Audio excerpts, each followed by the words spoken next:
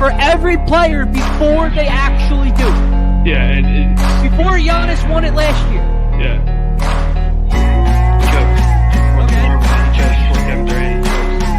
Same thing. It's the same for every player. Only player.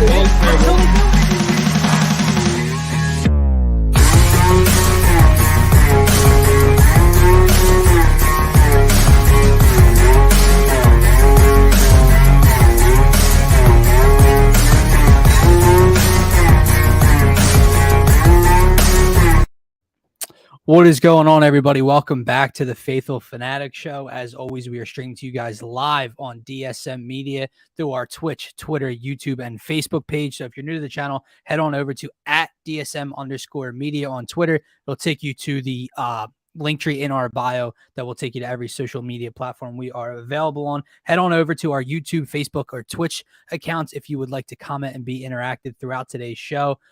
Because Twitter still does not let us pull up your comments.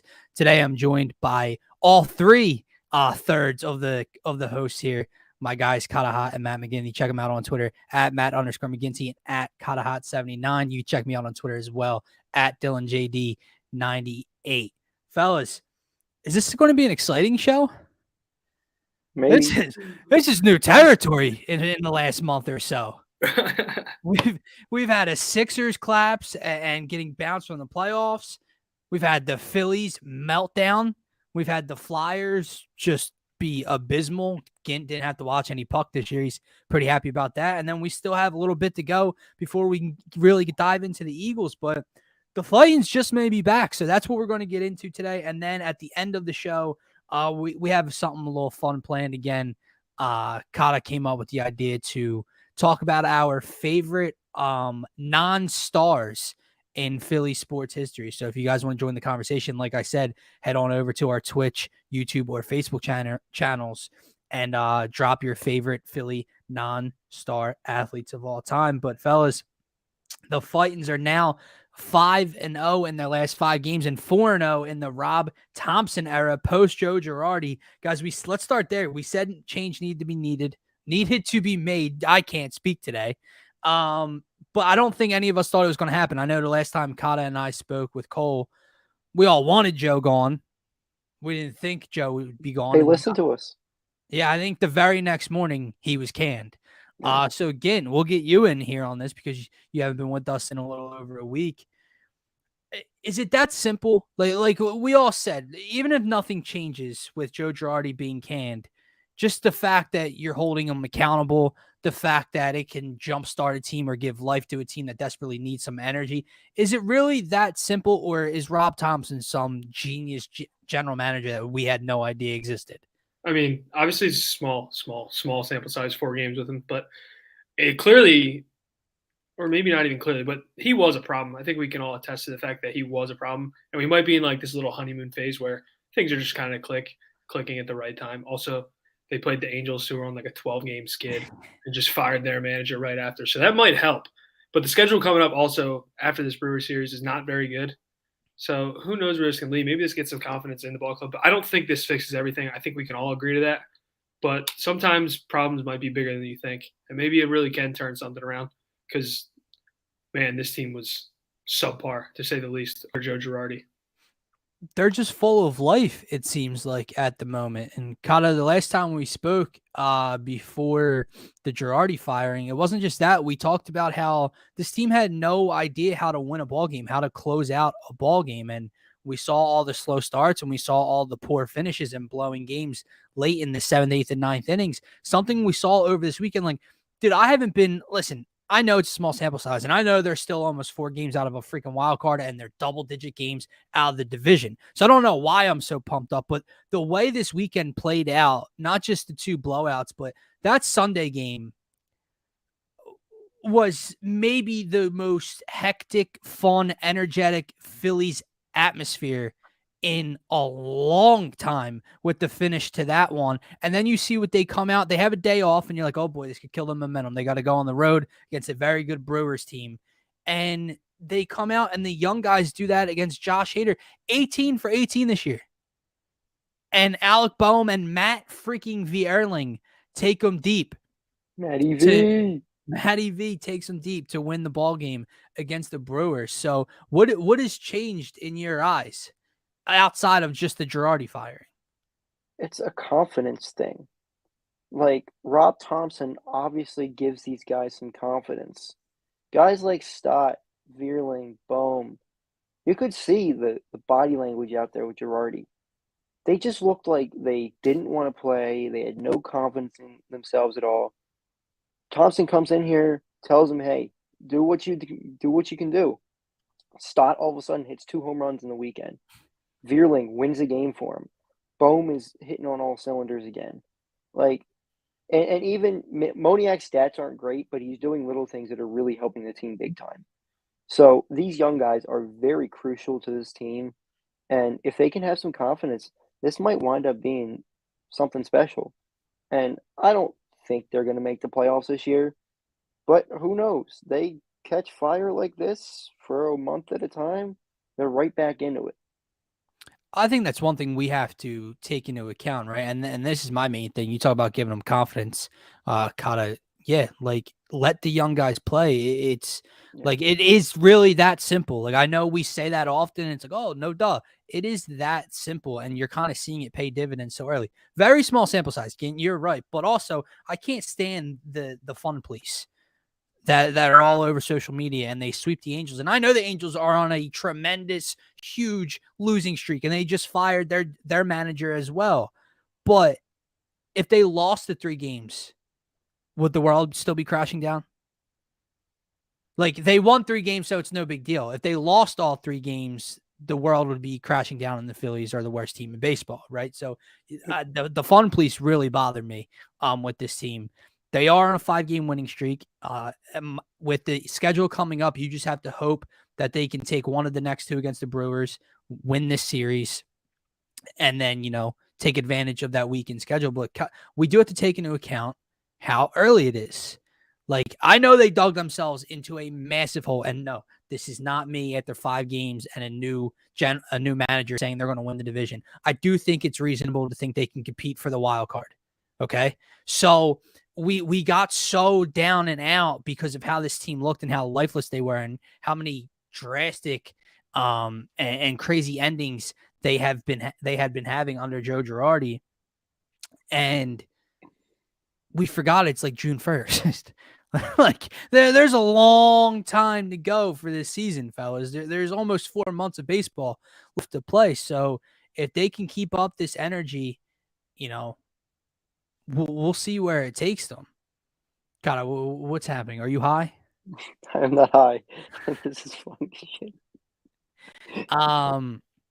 What else can we get into with this Phillies team? So looking at this Brewers series, God, of the next 2, that's something else I wanted to get into with Rob Thompson and looking at the lineup tonight. I know Dubal's playing tonight, I believe, and maybe the back end of this lineup is a little switched around, but it's another thing Rob Thompson came in and decided to do.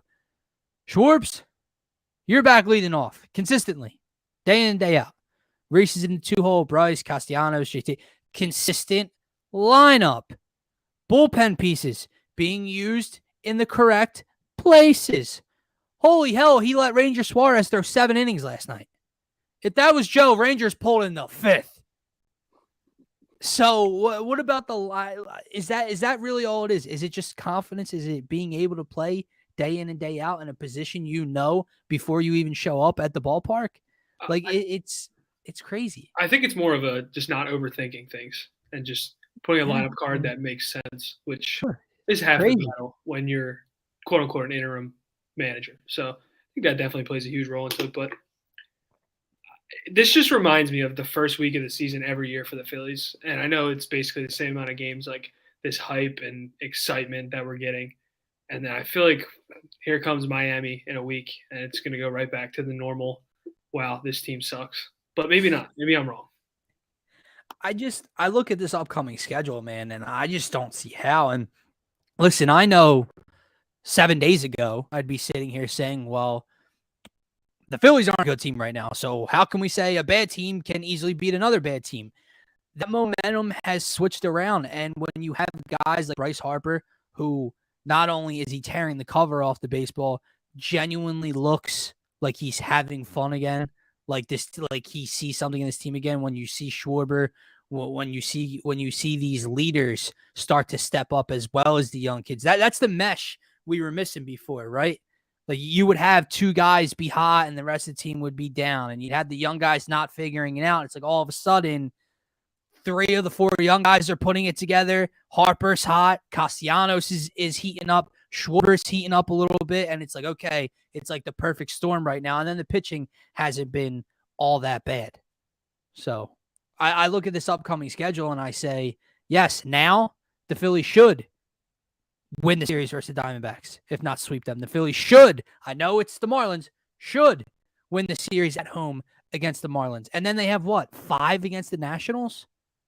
That's 4 wins. It better be 4 wins. Needs to be, yes. I don't care if it's on the road. I won't. Maybe I'm going for a 5-game sweep. I don't care. They are horrible. And yes, this is the only negative I can get to right now. Corey Knebel. Like this is an emotional roller coaster that I'm going on every night with this dude. Like something that gets lost in the heroics of Bryce Harper and Bryson Stott on Sunday. Corey Knebel almost lost him the game. Like, I mean, it's pretty simple, right? I mean, how do you have the reigning MVP hit a 2-out full count piss missile of a grand slam to tie the game in the bottom of the 8th, and you come out on the bump and give up a run? I mean, that shouldn't happen, right? Your job should have been taken there. And then what happens last night? They get the hater. Nobody gets the hater. The young guys get to hater. Corey, you're on the bump again. Let me walk the bases loaded. Are you joking me? So from here on out, I don't care that he got out of it last night. It's June, guys. Like I said, I don't need the heart attacks. I don't need the nightly anxiety of the Corey Knebel experience. Now, I'm not saying Sir Anthony is definitively the guy, but hey, I at least want to see it. And if it's not Sir Anthony, Brad Hand might be getting a nod soon, the lefty, because I can't do Corey Knebel not much longer. Dude, that was probably one of the funniest rants you've ever went on. It's an anxiety rant. Like that was good, dude. It's coming deep from me because it hurts, dude. Like last night, they actually pull that off against the best closer in baseball, and then our closer comes in the game, and not just against like Christian Yelich and Kutch. He does it against like the 6, 7, 8, and 9 hitters. Dude, you are right. Go ahead. No, I said you're right. Your explanation is spot on. Listen, I'm not saying he's bad. I think Knebel's a fine 7, 8 guy. Maybe I'll throw him out there as a setup, right? I don't need the 9th inning no more, brother. Like, I'm good. And also, I'm sure they did. I was out a little bit over the weekend, so I didn't see the later innings of the Angels games, the first 2. Has our guy Bilotti been thrown out there under Rob Thompson yet? Cotta, do you know? I know Norwood was in the one game. Sure, when they were up like to. a zillion nothing. Which is fine. Right, that's fine there. Well, how much has Nick Nelson made a couple appearances, or that's been brought way back down? Yeah. Oh, throw the Yankees. You noticed a little bit of difference here, fellas? Throw them Yankees out of here. Because like trust me, I know Corey Knebel's giving me anxiety and heart attacks night in and night out. If I had to see Nick Nelson and Andrew Bilotti on the bump in last night, we lose that game. Forget about it. I mean, 2 pitches in that game is over after Alec Boehm tried to bring him up. Yeah, Morales needs to be in the majors and probably Mark Appel too. They just got to cut some of this trash, bro. I mean, cut some of this trash. Like Bilotti ain't doing anything. Norwood's not doing anything. Nick Nelson's not doing anything. See if Morales is anything. See if Mark Appel is anything. If they're not, go trade for somebody. There's not a closer on this team. Sure, Sir Anthony looks really good, but I don't think he's a closer. He's a very good setup guy. He's not a closer. Go get yourself a true bona fide closer. I don't know what it's going to take. It might take a couple of your prospects. Go do it, because that is what will hold this team back. I also think this is funny, right? Like, it's true, but my point is I had people when Girardi was fired, like people that, I don't know, don't watch too much or come up to me and they ask like, well, like, why? Like, what about the players? Or like when they asked me like who's the new coach? And it's just an interim right now. Like, it's not going to be full time most likely. And they're like, well, why? Haven't these guys been on the coaching staff all year? What changes are they going? I don't think casual fans at least understand just how egotistical like head coach. I know it's a manager in baseball, like how egotistical. We talk about Doc Rivers a lot on the show, right? And how egotistical Doc is, and how stubborn he Would is, you and the ask lack Pop of that question? changes. Right, exactly, perfect. So people were asking me, well, Thompson's been on the staff, and hasn't he been trying to help Girardi and trying to fix the situation? What is he going to offer that hasn't? Oh, you're already seeing probably what everybody else on that coaching staff thought to do, even with Joe here. Problem is, Joe's the last guy. Joe said, veto, nope, my way. So it's people I don't think understand how nuts these head coaches. You got to be somewhat of a narcissist, I'd imagine. Well, and it's To also some very extent. hard. It's also very hard to just go get a coach during the middle of the season. Like you have to go through a whole interview process, and they may be interviewing people right now, but it takes weeks to do with all the rules and regulations they have there. So it's not like they can just pull somebody off the street, say, "Hey, you're the new coach," because they Right. have to go through the processes. Interims are different; they can just pull whoever they want from the organization, put them there.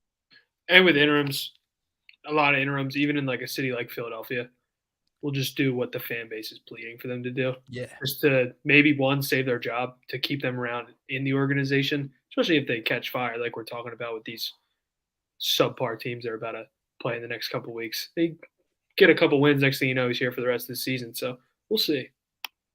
It's funny to kind of mesh these two topics together. And before we wrap up the Phillies segment, again, you said these interim head coaches, and you see how quickly, and I know it's just because it's an anti-Girardi thing more than a serious pro Rob Thompson thing, but you see how quickly of the winning streak, how everybody is locking into some people calling him topper. And so speaking of non-stars, because we want to say Rob Thompson's a star of a manager, right? Yeah. And other interims in Philadelphia previous history have not been star coaches or managers, right? But the city tends to fall in love with them. So we'll come back to the Phillies segment, and we'll see how we're feeling about tonight's game. But let's get into what Kata decided to do, and I'm interested to see these lists because I know Kata's going to have some names on there that I want no part of. I'm interested to see what Ginn has to say. But we're going to get into our favorite non-stars in Philadelphia sports history. So obviously none of us are going to be sitting here naming Terrell Owens and, Ryan Howard and Chase Utley and Jerry Korkmaz, Rollins. yeah. Yeah, no, that would be one that could make your list, but we'd have to argue about it. And He's a star, Jason so he's has not on one the list. here. D'Amico Ryans, former one? Philadelphia Eagles middle linebacker, Farrakhan, number He's one. not on my list. So he's I a don't star. have an order. I just have some guys I jotted down. The term we use was obscure, correct? That's what Kata threw out, yeah. Because that's going to make much more sense with my name. Non-star would be a little bit easier. All right, well, I'm keeping the same guys. That's fine. No, mine aren't so obscure, but they're definitely not stars. Well, go ahead. So, Kata, kick it off. You want me to go first? All right. At 5, we got one of the best point guards of the process era, Isaiah Cannon. At 4. Again, I thought he was going somewhere else. Me too. I thought. I am. At 4, one of the best left fielders of Phillies history, Aaron All-Star Altair, absolute stud. He should have been in the Hall of Fame. So it's a shame the injuries let him go. It's actually funny. I have a picture of Aaron Altair next to Markel Fultz, and I had it titled as Future. Yeah, that never happened. And then at 3, we have another great Phillies great, John Mayberry Jr. This guy was destined for greatness, hit bombs left and right. Charlie Manuel just didn't play him enough. At 2, this is probably the best overall player on this list, He's my guy, Jalen Mills. Not a star, but I love the green hair and the whole everything. So, love Jalen Mills. And then at 1, the best point guard of the process era, Timothy John McConnell. And there's no debating that either. Oh my God, if I had a boo button next to me, I don't want to hear the name spoken on this show. Again, I know he's not on your list. No, not a He would shot. make my top. Carter had 2 guys that would make my top 5 most hated athletes in Philly. Yeah, let's that. You know what? That's the next episode. Who are they? TJ and Jalen Mills would both crack the top. Yeah, Oh, my top 2. That is the next episode. Is our most hated non-star athletes, or actually, we can just combine it because you hate who you hate. So Tobias would be on your list. That's brutal. Absolutely. That's super brutal. all right, You go next. The list intrigues me. I didn't hear any Eagles, did I? Jalen Mills. Oh, I'm sorry. Duh. I go next. Yeah. All right. I don't have an order, but I'm going to try to get the order out for you. So, honorable mentions: Stuart Bradley, former Eagle. Long ball Donnie Jones, definitely on there, just because of the name. Now let's get into the list. At number 5, simply because I have about 17 of his autographs from going down as a kid, Jamie Moyer. Dude couldn't pump past 86 on the bump, but guess what? Could pinpoint location. Okay, Jamie Moyer is definitely on the list. At number 4, Jody Meeks. Sixers could use a guy like Jody Meeks on the roster right now from deep. At number 3, I'm going to roll with Jeff Jenkins. Simply because of what he was able to do in the World Series for the Phillies. At number 2, this one's tough, man. I want to go with John Dorenbos. Big guy off the field. America's Got Talent. Magic Man. Class act. Awesome stuff. And again, I think you'll like this one. Should get clipped. At number 1, my favorite non-star. Got it? Non-star Philly athlete of all time. Nicholas Foles. Because boy, was he not a star. But he got the job done and created the happiest night of my life. So Nick Foles is my favorite non-star Philadelphia athlete of all time.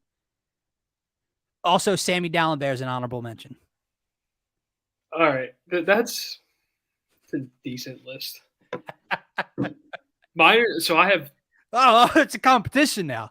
Is that what it is? Kyle's list was thrown out the door once. You know who was thrown. It didn't even get entry. So my number 5 is Donyell Marshall. Actually, I'll give you an honorable mention name first because he's not going to be on the list, but I really wanted to put him on the list. And that's Kyle Korver. Kyle Korver was like, but like he was like legitimately like people remember him like that. When you say that one, you don't go like, oh man, forgot that one. That was kind of what I was going for here. It was like guys you might forget, but a lot of us we won't because we're diehard fans. Number 4, I got Chris Coast. It's a good one. Leg kick, just everything about it. Yeah. I tried to like swing like him so much, and it just he's like 47 years old as a rookie. That's good. Next one, you guys are gonna hate me for this one. Malik Waynes. Malik Waynes played for the Sixers for 1 year. Very bare. He averaged 2.7 points per game, 0.6 rebounds, and 0.4 assists. He's a former guy. He's a former guy, bro. That's why he's on the list. I know, but like he was a Sixer and he got gypped out of a roster spot. Like very gypped. I got Mo Spates at number 2. Oh, very nice. Mo Spates was that the Spencer Hall's era or was that the Sammy Dallenberg era? Right before. It's like Andre Miller, Mo Spates. Yeah. Kind of like in between those two. I loved those guys a lot, I should say. But those were the guys that kind of forced the hand into the process almost. Yeah, Mo Buckets was the man. I thought he was going to be like a freak athlete when he came into the NBA, and it just wasn't very close to that. He just kind of fizzled out. But he had like some run with Golden State. And then my first is Andres Nocioni for the Sixers. I went with like super guys I like legitimately tried to convince myself were NBA superstars or could be something on a championship team, and none of them were. that really amounted to much in the NBA. But You put Malik Wayne. dude, Malik Wayne was awesome. I haven't even heard of that last guy. Andres Nocioni? Kobe Never Dunn, heard of him. Kobe. but he was on the Sixers. Those are like my obscure guys that like I legitimately tried to make like a case for. It's a lot of basketball guys, but like Pedro Feliz. And me and Cotter were talking about this before the game, so now we can just run through some names. So Gint definitely went with what Cotter threw out there in the chat, which was obscure. yeah. That's the angle he went, which I dig. I went, I like it. for the people, maybe some weren't going to get the term obscure. We went with non-stars. All right. What about Juan Pierre? It's a great one. I was gonna put him on the list. And Kenny Mark Lofton. Sanchez. Kenny Lofton is definitely on the list. I don't know if you guys remember. Jason don't remember this name. I was young, bro. Again, do you remember Brandon Duckworth? No. He was a pitcher for the Phillies. I have his Reading Phillies card. Dude, I loved him. Kevin Millwood. Oh, That sounds much Very more evil. familiar. now I forgot one. Vicente Padilla. Did he throw an ephus? What? He threw an ephus, right? I don't know. But have you What ever about seen this that one? mug? Tadahito Iguchi. That whole pitching staff, bro. Randy Wolf.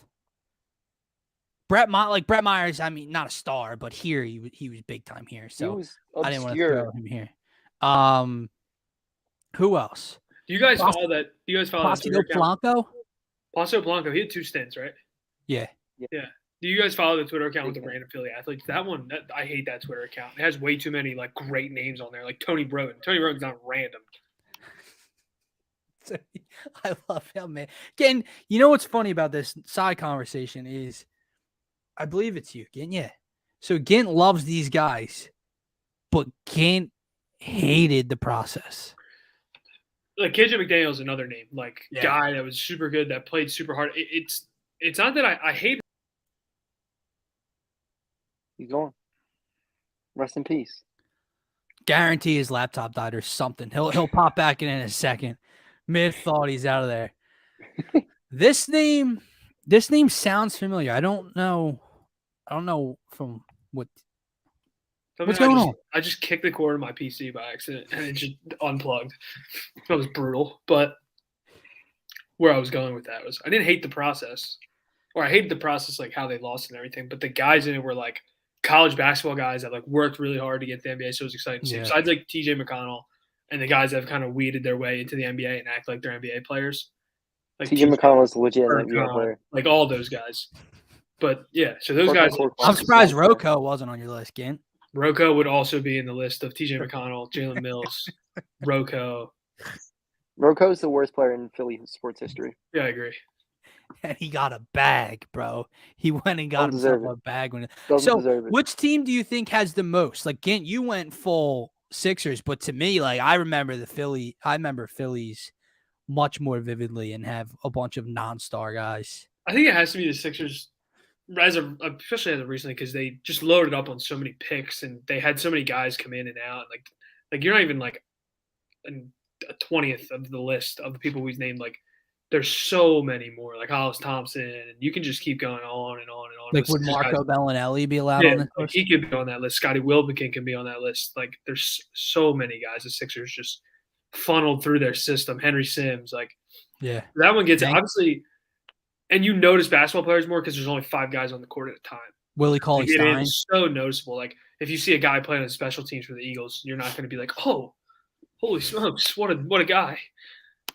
DeAndre Jordan. Willie Cauley-Stein, DeAndre Jordan, George Hill, Fuck Dwight George Howard. Hill. Clay. George That's a terrible George player. Hill might crack that list. The worst of all time, yeah. I don't know, bro. Aaron Aaron McKee, McKee is that not dude, random. that is like that's right at the That's AI time, right? yeah, that's you're talking 3, 4 for me probably. But then again, that wasn't too much after that when I found out about Brandon Duckworth and the boys. So that was a good time. Eagles. Like not This many was a guys tough one Now, for me. John Dorboss is a really good shout for that. Yeah. Obviously, he was like a part-time magician, right? And he was like, By the way, the Nick Foles is semi a joke, but also like pretty funny. Like, Yeah, I hate Nick Foles. Definitely. What about Tim Tebow? That's a good shout. Oh, I hated Tim Tebow. He's obscure. Yeah. I was thinking more on the defensive side of the ball, and I just can't. Donald Pumphrey. Bradley No, Fletcher. there you go. What about Bradley Fletcher? Did you say Bradley Fletcher? Danny Watkins? Yeah, there's so many names you could just shout, and it gives you each one could be a totally different meaning. Like someone could actually be good, or Jarrett. someone could be Donald Pumphrey.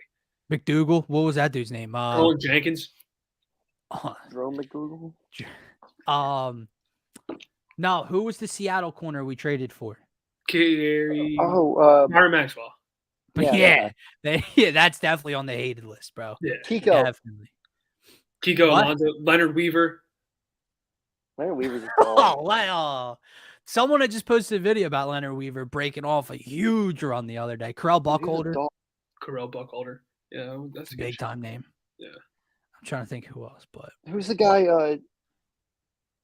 Lewis from the Michael Lewis.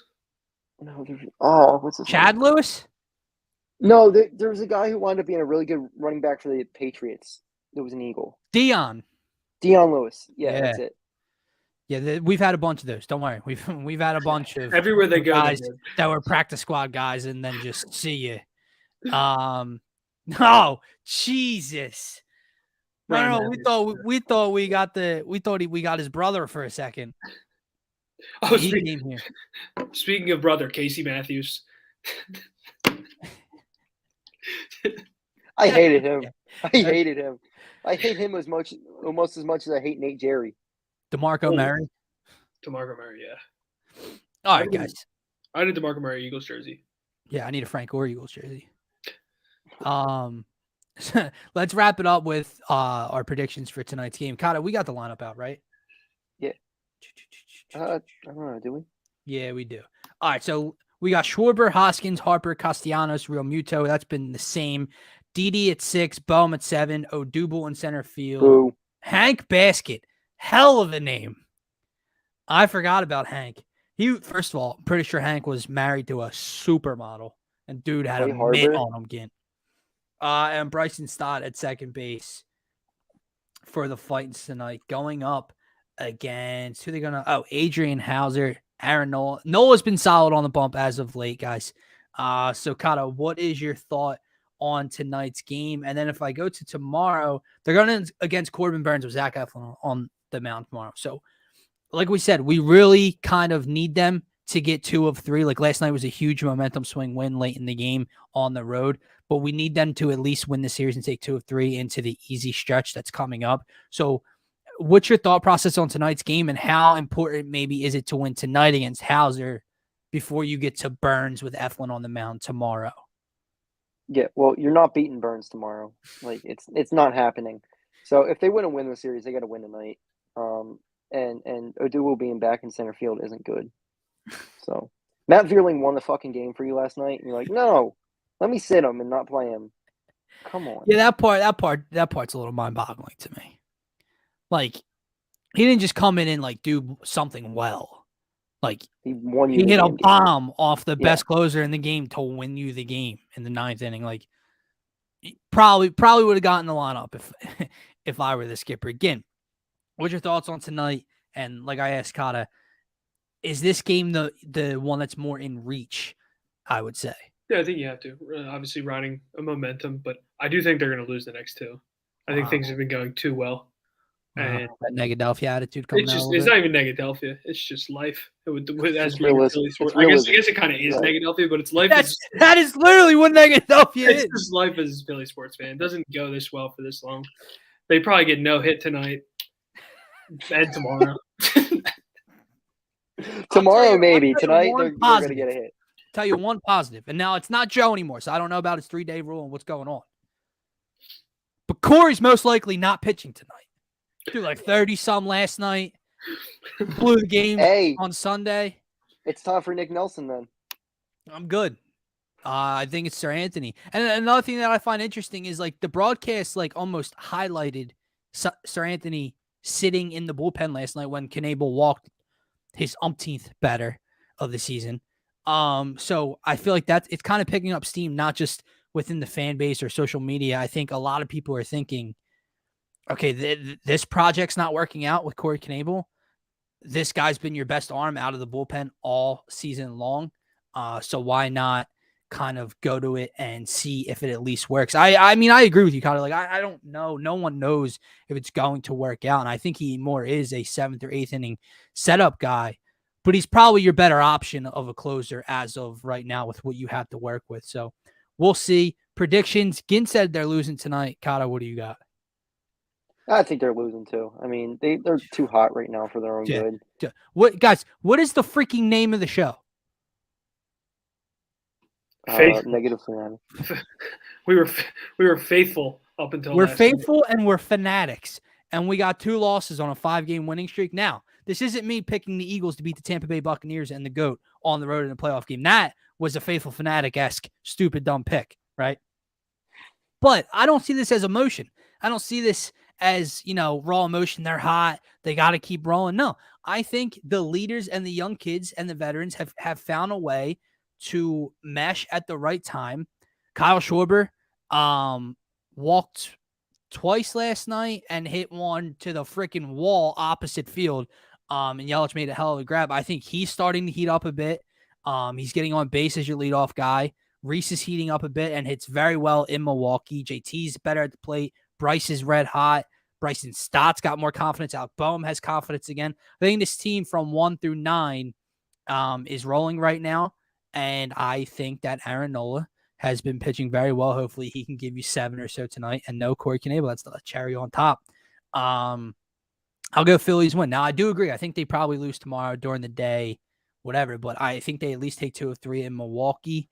And we shall see. Guys, check back in. Are you guys good for a show tomorrow or no? Because I do have a special guest at 5 o'clock for the Phaithful Fanatic show. Ginn is a yes. Kata, yes. Connor Thomas of 97.5, the Fanatic, will be joining us again tomorrow night right here on DSM Media, going over, these Phillies games. And I believe the Phillies are an afternoon game tomorrow, so we can probably be talking about how this series as a whole went. And maybe we can come up with some Eagles type of segment for Connor as well. Guys, thank you, everyone. Thank you, everyone, for watching and commenting throughout the whole show. Thank you to everyone that's going to watch this in replay form. Head on over to @DSM_media on Twitter. Head over to the link tree in our bio to take you to every social media platform we have available. Subscribe to the YouTube. Follow us on Instagram, TikTok, Twitch, Facebook. We're on every social media platform imaginable. Have a great night, everybody.